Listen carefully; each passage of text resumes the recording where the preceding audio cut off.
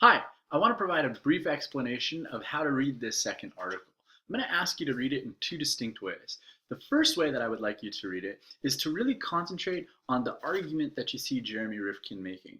That is, that you're reading this opinion editorial, and there is a thesis that Jeremy Rifkin has. So once you've read it, I want you to go through it and try to pinpoint exactly what that thesis is. In other words, clarify what the overall argument of the text is.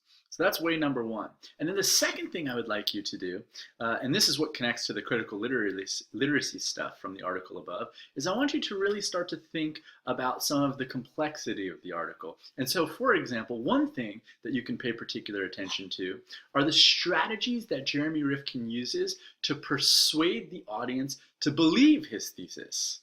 In other words, he brings in support, but I think he does a lot of other things that are a little bit more complex than just bringing in support. I'll give you a specific example.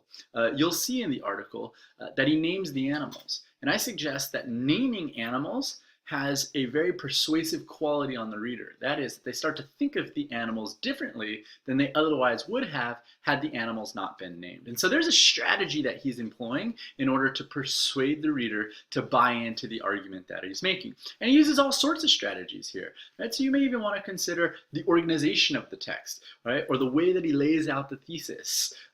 You may also want to consider some of the cultural values that are embedded in the text, right? What sorts of things must the people who are reading this believe in that Jeremy Rifkin is then able to play on when he builds this persuasive argument.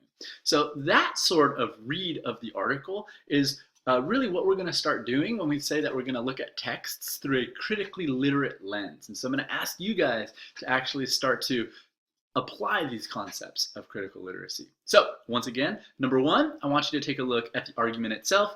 Number two, I want you to start to try to dissect the article and see how it functions persuasively. Hope that helps. Take care.